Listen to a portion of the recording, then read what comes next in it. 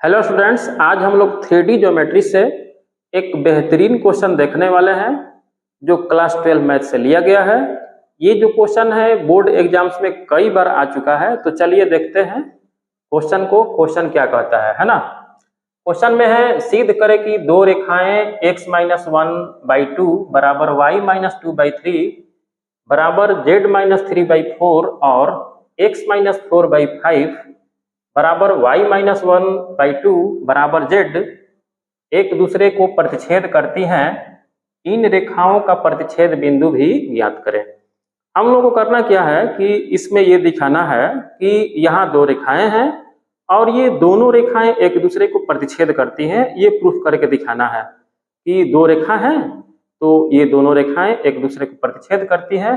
इसको प्रूफ करना है ना। तो यहाँ हम लोग क्या करने वाले हैं, जो पहली रेखा है उसको नाम दे देते हैं कि ये जो पहली रेखा है ये हमारी ए बी रेखा है। तो ए बी रेखा है x-1/2 बराबर में है y-2/3 बराबर में है z-3/4।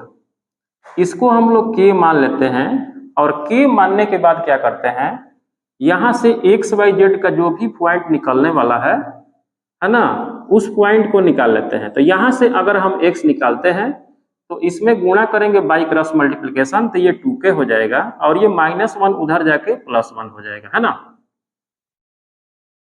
अगर इसमें हम y निकालने का प्रयास करें तो ये हमारा हो जाएगा 3k और इधर से -2 उधर जाके +2 हो जाएगा। यहाँ से अगर हम इसी प्रकार z का मान निकालें तो ये 4k + 3 हो जाएगा, है ना।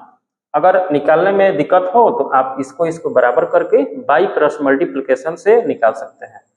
अब क्या करते हैं कि जो हमारी दूसरी रेखा है उसको हम CD नाम रख देते हैं कि ये CD रेखा है और इसका जो भी समीकरण है उसको रख लेते हैं x-4/5 y-1/2 और एक है z/1। इसको हम लोग लेमडा नाम देते हैं कि ये जो भी रेखा का समीकरण है ये लेमडा है। अब यहाँ से भी हम लोग x y z का वैल्यू निकाल लेंगे।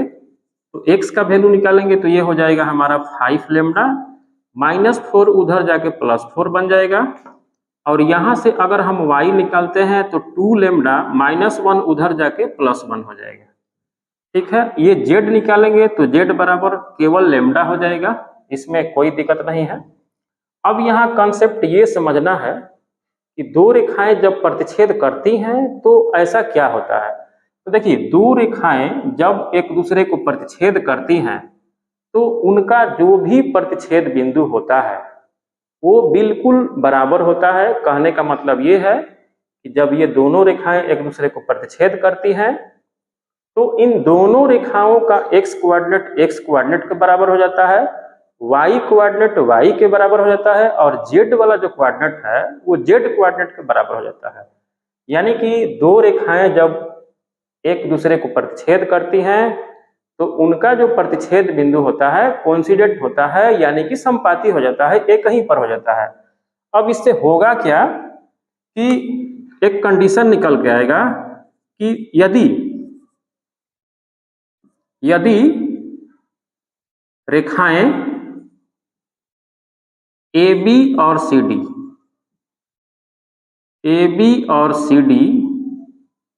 एक दूसरे को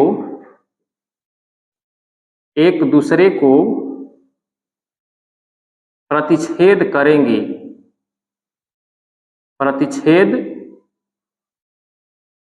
करेंगी यदि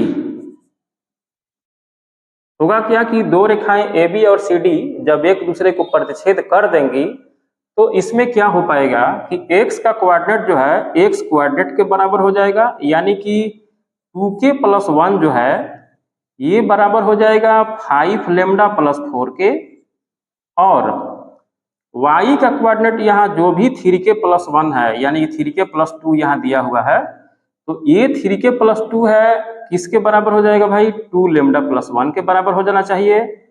और 4k + 1 जो दिया हुआ है, 4k + 3 जो z का कोऑर्डिनेट है 4k + 3, ये वाला जो वैल्यू है इस लेमडा के बराबर हो जाना चाहिए। कब भाई, जब दो रेखाएं एक दूसरे को प्रतिच्छेद करेंगी तब। अब हम लोग करने क्या वाले हैं कि इससे क्या करेंगे ना कि एक समीकरण बनाएंगे, यहाँ 2k इसको इधर लाएंगे ना तो ये 5 लेमडा हो जाएगा, ये उधर जाएगा तो 4 में से 1 घटेगा 3 हो जाएगा, है ना। ये समीकरण 1 हो जाएगा, इसको मान लेते हैं समीकरण 1। इसको भी इधर उधर करके एक समीकरण नाम दे देते हैं 3k माइनस 2 लेमडा, ये उधर जाएगा तो -1 हो जाएगा। इसको हम लोग 2 नंबर समीकरण मान लेते हैं। यहां से भी एक समीकरण निकाल लेते हैं 4k माइनस लेमडा बराबर -3, इसको 3 नंबर समीकरण नाम दे देते हैं। अब यहां से हम लोग क्या करेंगे कि यहां से हम लोग का 3 गो समीकरण बन चुका है ना। अब इन तीनों समीकरण से हम लोग क्या करेंगे कि किसी भी 2 समीकरण को सॉल्व करेंगे और उससे k और लेमडा का मान निकालेंगे।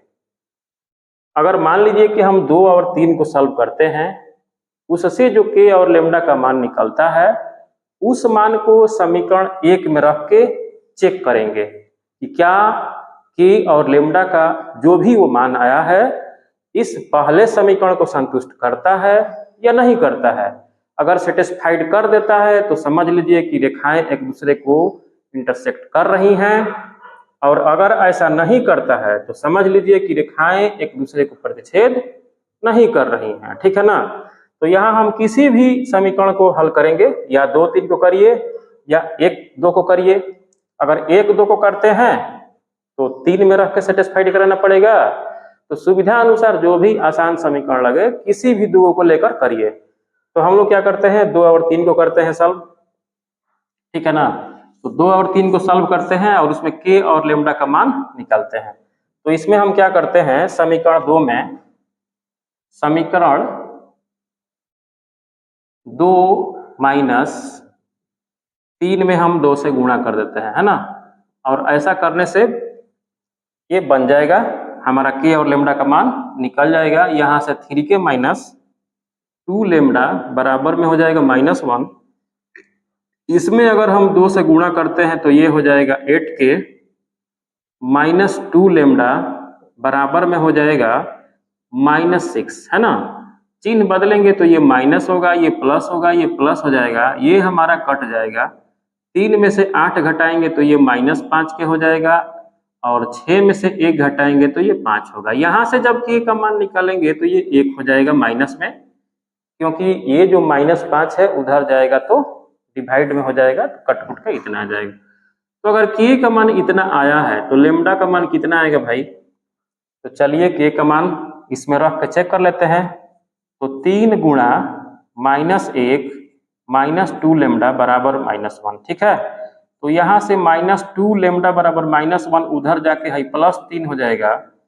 तो 3 में से 1 घटाएंगे तो यहाँ हो जाएगा हमारा 2, और यहाँ से लेमडा निकल गया -1, यानी कि लेमडा का मान भी -1 आ गया, है ना।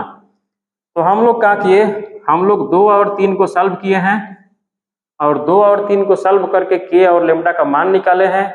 तो अब हम लोग समीकरण 1 में रख के चेक करेंगे कि ये जो मान निकला है इस पहले समीकरण को संतुष्ट कर रहा है कि नहीं कर रहा है, क्योंकि अगर ऐसा करेगा तो रेखाएं एक दूसरे को प्रतिच्छेद करेंगी। तो चलिए बिना देर किए चेक करते हैं। तो अब k और लेमडा का मान समीकरण 1 में रखने पर, तो चलिए रखेंगे, तो 2k माइनस 5 लेमडा बराबर में है +3, है ना, बराबर में है +3।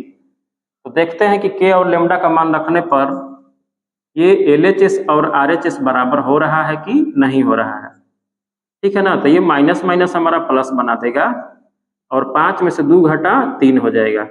तो वाकई में जो k और लेमडा का मान आया है इस पहले समीकरण में हम लोग रखे तो उसको सेटिस्फाइड कर दिया। तो इसका मतलब ये हुआ कि रेखाएं जो है एक दूसरे को प्रतिच्छेद कर रही हैं, तभी ऐसा हो रहा है।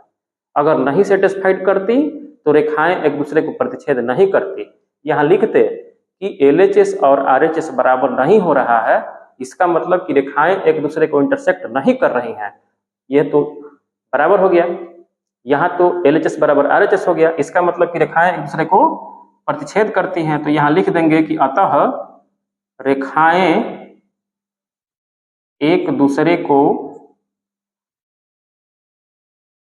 प्रतिच्छेद करेंगे, एक दूसरे को प्रतिच्छेद करेंगी। और हमें यहाँ प्रतिच्छेद बिंदु भी निकालना है, तो प्रतिच्छेद बिंदु निकालने के लिए क्या करेंगे, आराम से रख देंगे, किसी भी बिंदु पर निकल जाएगा। यहाँ प्रतिच्छेद बिंदु निकालने के लिए हम लोग क्या करेंगे ना कि या तो इस एक्स वाई जेड पे के का मान रख दें या इस एक्स वाई जेड पे लेमडा का मान रख दें, किसी पर भी रखेंगे तो प्रतिच्छेद बिंदु जरूर निकलेगा। तो इसी पे रख देते हैं। यहाँ अगर के का मान -1 रखते हैं तो 1 में से 2 घटाएंगे तो यहाँ -1 आ गया। अगर यहाँ हम लोग के का मान रखते हैं 3 गुणा -1 प्लस 2 करेंगे तो 2 में से 3 घटेगा, यहाँ भी -1 आ गया, ठीक है ना। और वही के का मान अगर हम इसमें पुट करते हैं तो 4 - 1 + 3, यानी कि यहाँ भी 3 में से 4 घटाएंगे तो -1 आ गया, ठीक है ना। तो रेखाओं का जो प्रतिच्छेद बिंदु है -1 -1 -1 है, यानी कि ये जो रेखाएं हैं प्रतिच्छेद वाकई में कर रही हैं। कहाँ कर रही हैं भाई, तो -1 -1 -1 पे कर रही हैं। उम्मीद है कि क्वेश्चन जरूर समझ में आया होगा। आज बस इतना ही, बाय।